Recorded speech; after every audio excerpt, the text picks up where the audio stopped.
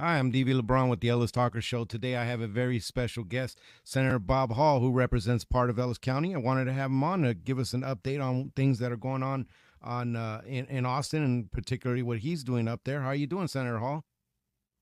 Doing real good today. Thanks for asking. Thank you so much for coming on. There's a lot of things that are going on in Texas. I mean, there's a new legislative session that's popping up. There was the old one that happened and everything that happened there. So I just kind of wanted to get you on to talk about those things. A lot of things facing Texas. Wanted to kind of hit you subject by subject. Um, One of the big things that people bring up all the time, Senator, is about taxes, property taxes beating them up, and the way that things are structured as far as property taxes in Texas. What are some of the things that you'd like to see or that you didn't get to see or maybe was done in the last legislative session? Well, I would like to see us actually on a path to eliminate property tax by dedicating a certain percentage of our excess revenue each year until we reach that point that we've eliminated property tax. It's a hard one to get across. Not everyone agrees with me on it, but we made a good step in the right direction, increasing the homestead exemption this last time. And of course, previously we had limited the amount of increase that uh, municipalities and school districts could go from year to year with a 3.5% and 2.5% limit. So we've made some steps in the right direction. You just can't get it all at one time, but I would hope when we go back into the next regular session that we could actually put together a plan that would put us headed towards eliminating property taxes. Speaking of schools that you mentioned in there, school funding can be quite an interesting topic, and how schools are funded in Texas. Often, when I interview the different entities, the different school entities around Ellis County, they tell me how the funding is convoluted, how it's tough, how they're not getting the right funding, the funding that they need. So that conversation's always going on. I wanted to ask you about that because one of the biggest things that were discussed was school choice and how it's labeled in some places as school vouchers. What were your thoughts on that? I know that the governor wanted that in the next little special session, so can you speak on that? Yes, I'm very hopeful that we will come up with a good school choice bill. Florida moved to a school choice program a few years ahead of us, and it's been pretty successful for them. They've managed to achieve an improvement in outcomes, which is something that Texas has not done in years. We've continuously increased funding almost every year. Maybe one or two in there where the budget was really tight and we couldn't increase it, but spending education spending is about 65% of the Texas budget now, and we've increased it every year, but outcomes have not increased in the last 20 years. And so we think with school choice, where we get some competition, and we put the decisions back in the hands of the parents on what is best for their children, that we will start seeing some significant improvements in outcomes. One of the things that was addressed, speaking of that kind of stuff with outcomes and stuff, was DEI, and that was addressed in the last session, legislative session. DEI was addressed, and I kind of wanted you to speak on that. Are you happy about the legislation that was passed? I think we made a step in the right direction. I thought that was reintroducing racism into our society, which we do not need. We were well on our way to a colorblind society, uh, and to bring DEI back into it, just emphasize something. We're all Americans. There is there's no hyphenation, and this is the only place that you can move here from and become an American, and you are an American. You cannot go to Japan and become Japanese. You can't go to Germany and become a German. But in America, you can come here from any country, any ethnic background, any society, and you can be an American, and that's who we all. That's who we should be.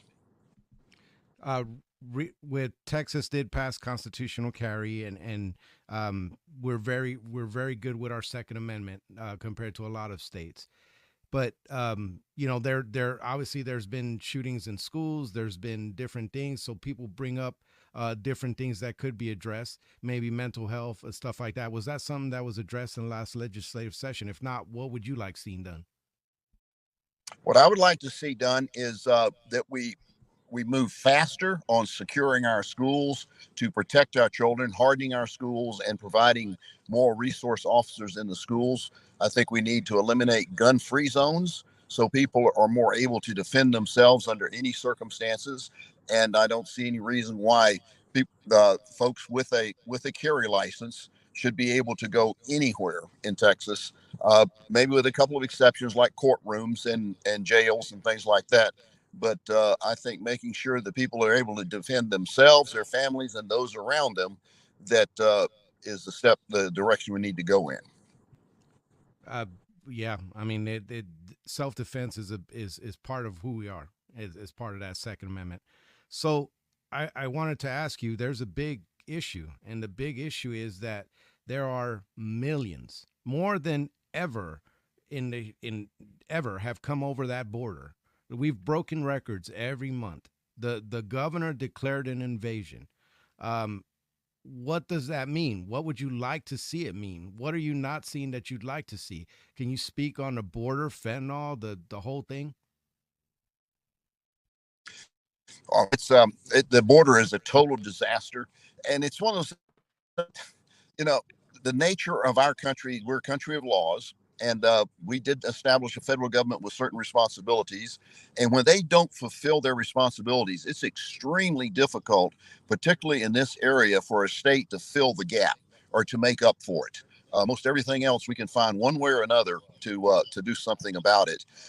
And I think we're at that point with the federal government absolutely purposely providing for a border situation that's inviting people in, that's costing us a lot of money. It's cost us a lot of lives. And it is time that we stepped up and put teeth behind this declaration of it being an invasion, and that we should take the interstate compact that was passed, which means we could join with other states to protect our border, uh, find a few other states to join with us, ask them to provide us with some of their National Guard, take our National Guard, and actually go down and physically defend our border, and have a time. It's time to stand up and say enough is enough. There is no more of this federal government lying to us and creating a very costly situation and a very dangerous one with all the people that are dying because of the illegal aliens that are coming in. And there's a big problem with fentanyl as well coming on. Is there something that you'd like to see addressed with that? Well, again, a stronger effort in the border to where we have more troops. I would like to see a border unit. We attempted to get a bill passed last time, but it got blocked, unfortunately. But I think we need to have a larger border unit that is specifically designed to stop the drugs. It's a tough one because we wouldn't have this problem if we didn't have such a large demand in the United States for drugs. So I think we just need Yeah. to step up the effort with a bigger task force aimed at fentanyl. And we did make one big move, and that was if someone dies with fentanyl, it's no longer considered an overdose; it's now considered murder, Oh, uh, wow. and that applies to the person who was supplying the fentanyl. And that's a good step. That's a good step in the right direction because, that is killing people. It is killing a lot of people, and it doesn't take much of it. And the worst No. part is when kids get poisoned. I mean that it's just horrible. You've seen the videos of police officers just doing a stop and they get contact with that. It's just a horrible drug. For people who may not know, special sessions are, I believe, they're catered. Like, there's got to be like a, this is what we're gonna vote on. This special session that we're either in or going into, is that strictly on education? Is there something that you could bring up outside of that scope? Well, the governor has announced the additional items. Border issue is one that he's added to the scope. We've got also the school choice, School choice. and we're also going to be addressing vaccine mandate. Oh, okay. No vaccine mandate, or that's Of where course, you'd the like to go nature. with it. Wait, no, we definitely need to address the issue of vaccine mandates because we've got to put an end to people being forced to be vaccinated against their will in order to keep their job or go someplace. We managed to get a bill passed this last session on vaccine passports, which means that a business can't tell you you have to be vaccinated in order to come into their shop and do business. But what we have to stop are businesses that want to force people to be vaccinated in order to keep their job. If they're going to do that, I think the solution there is that any employer that forces their folks to be vaccinated, that they have to assume all responsibility for any adverse action. Senator, are there a lot of bills on the, because border security was added to that special session? Are there a lot of bills that are coming up that you like the kind of the direction? Are you guys allowed to kind of put those before, or it's got to be right when everything starts? No, we'll start working. That announcement just came out today, so I imagine we'll be going back and looking at the bills we filed in the past, other bills that were filed, and see what fits within what the government has put on the call, and try to address that. I'd also believe that the Colony Ridge settlement over in Liberty County is an issue that will also be addressed, and that has not been addressed in the past. So that's going to be a brand new bill of some kind. Can you kind of give the viewers that may not know what this Colony Ridge kind of a little thing on it?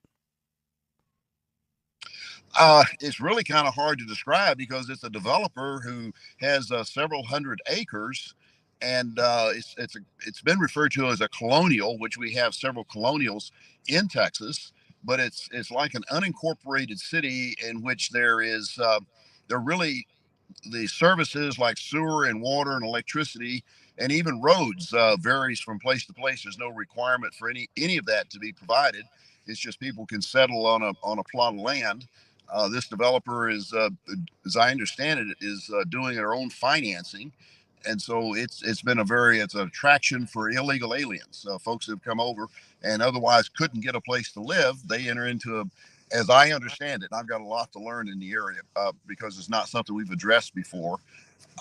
They can buy a plot of land over there and build a house on it, and the developer provides the money, the loans to do it. They don't need to go to a bank, uh, and then if they default on it, that goes back to the landowner. Wow, I didn't even know And that so they had something like it's that. been of That's concern because it's extremely high density and no real government controlling it, oversight. wow. Yeah, that sounds like a problem that needs to be addressed. Definitely. So, Senator Hall, I mean, it looks like you're going to have your hands full. There's going to be a lot of things that are going on. Um, what are some of the good things that have happened since the last time I had you on? What are some of the positive things for your district that you'd like to discuss? Oh, I think some of the bills we've passed this past session. One of them I was real pleased with. I was a joint author on it. Is that we're ending automobile inspections. Automobile inspections absolute offer nothing in vehicle safety, just cost people time and money. So come the January of 25, there'll be no more vehicle inspections required. Yeah, That's a that's major one. Another we got was we made Texas a Second Amendment sanctuary state, and that is that law enforcement in Texas cannot enforce any federal law that exceeds a Texas law when it comes to self-defense weapons. that's big. And of course, when we talked about the property tax uh, increase, the homestead exemption to $100,000 will be big for a lot of people. Some folks it won't affect very much, but for others it will be a significant impact for them. Yeah, property tax relief is something that's definitely, like we discussed earlier, is definitely very important. Before I give you the mic to speak to your constituents, one of the big things that happened recently was the impeachment trial of the attorney general, and that was very intense, and the hearings and stuff, and you were there. That's what I mean, you went through part of it. Can you speak on that whole issue, and was it something that needed to happen? Was it a political thing? I mean, can you speak on that? I sure can. In fact, I'm getting ready to go and talk to a whole group on it again tonight. And let me see if I can give you a brief version before I run out of time here. But no, it should have never happened. It was obvious from his acquittal that it should have never happened. It was not like it was even a close call. He could have been acquitted with just a vote of 10, but he got a vote of 16 as the minimum. And it was even more than that in some cases on every one of the articles that was put forward. And what we found was that the House had failed miserably in doing a reasonably responsible job before before sending it over to us. Their investigation was a sham at best. There were no witnesses that were ever put under oath. There was no cross examination. There were none of the witnesses that they are people that supposedly had something to say about what they had heard somebody else say. It was all second and third hand, fourth hand test information that was given to one of a group of 4 or 5 lawyers that were hired by the House to interview people. None of their testimony was ever actually heard by a committee or any members of the House. It was brought to the House, they were given 48 hours to look at the 20 articles of impeachment and a short write up that was only a couple of pages long describing why they were wanted to impeach him. There was absolutely no evidence provided. And so the due process was what was really missing, and it's what upset me so much, because due process is what separates us from the banana republics. We have laws, but just implementing laws without having a consistent due process that treats everybody equally is no way for the United States to operate. And we don't do that in our legal system. We don't need to be doing it in the impeachment process. And so I was in favor of dismissing all the charges just because the due process wasn't followed. It had nothing to do with the merits of the case, but because due process was not followed. But when we got into it, there were only 6 of us. 6 of us voted to dismiss all the charges. Excuse me.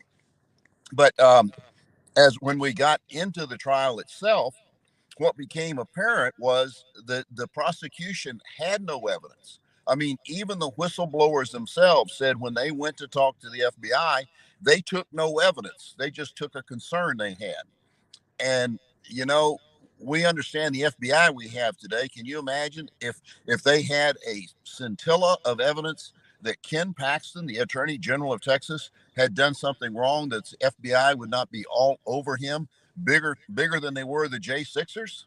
They certainly would. And they had 3 years to try to find something and never found anything, or uh, never came up with anything. So that was a good indication that there was really nothing there.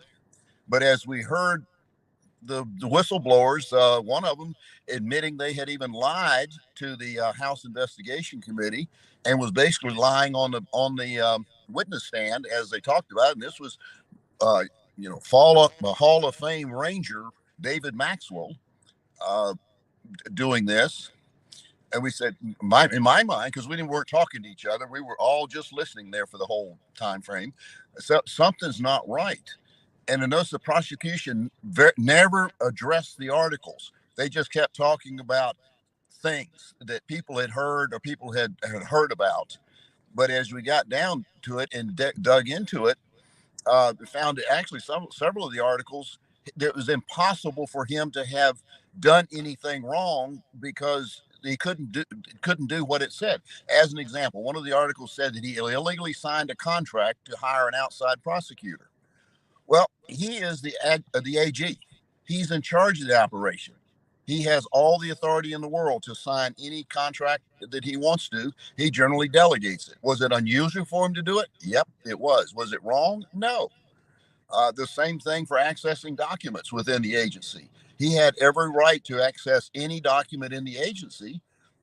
Maybe he didn't always see every document, and was that uh, somewhat unusual? But you might say that, but it was nothing improper about it. Nobody was hurt by it, and he gained nothing from it. When you got into the issue of bribery, that was so absurd. It was, if it hadn't been so serious, it would have been laughable. because they made such a big deal about the day that Angela Paxton was there near the end of the renovation of their home there in Austin. And she made the comment she would like to upgrade the cabinets from tile to granite and put new kitchen cabinets in. And the contractor made the comment, I'll have to check with Nate. Well, that was the only piece of so called evidence that the House has with that comment. I'll have to check with Nate. Uh, and so when they during the cross examination, it turned out that that contractor was had about 5 jobs going. 3 of them were for Nate, and 2 of them were behind schedule. So very well that comment, I'll have to check with Nate, could have referred to, I'll have to check with Nate to see when I could do that or if I have time to do that. So, and then in the House, I expected the House to produce a canceled check showing where Nate had paid for it, or wire transfer or something, or somebody that has seen a bag of money handed off from Nate to the contractor. Never showed up. But what the defense did show up with were the wire transfers where the Paxtons paid.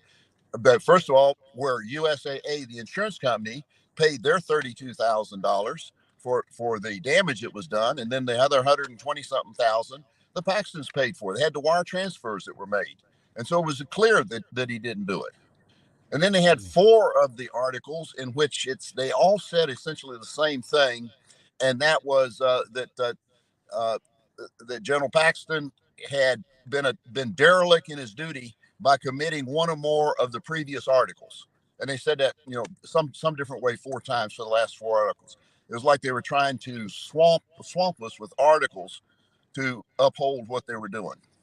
And there was lots of. The point was there was not one scintilla of evidence that anything had been done that was worthy of impeachment. It actually, for the most case, that anything wrong was really done. It just was there was a lot of disgruntled attitude among the 7 who ended up being what they call the whistleblowers, but Do you just blame no evidence, do you blame none. Phelan for this?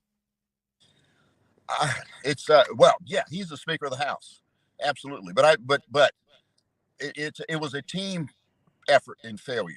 It was a team effort because every one of those House members that was willing to vote to impeach someone with no evidence, none at all, was a dereliction of duty. Was a violation of the trust that they are going to make reasonable, intelligent, honest actions with integrity.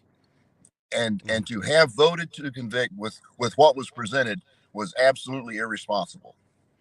Senator, I really appreciate you coming on the show. I know you have to go in a couple minutes, so I'm just going to give you the mic to speak to your constituents, and I'll close out. Well, thank you. I appreciate you having me on. I just want them to tell you that our country runs on the concept of a government of the people, by the people, and for the people. And while we're going through some rough times with government, I attribute a great deal of that to the people not participating in the government the way they should be participating in it. Your elected officials need to hear from you more. People need to show up more and participate in what's going on, so they know they're being held responsible for what they're doing once they get into office. Definitely, and that's why I do this show, so they could be more informed and they can get involved. It's their community. It's that this doesn't run without people participation. That's part of what our government is. Senator Hall, again, thank you so much for coming on. I appreciate you. Okay, thank you. I Thank appreciate you. you. Anytime you Bye like me to bye. come on and talk about something, be happy to do it. Thank you.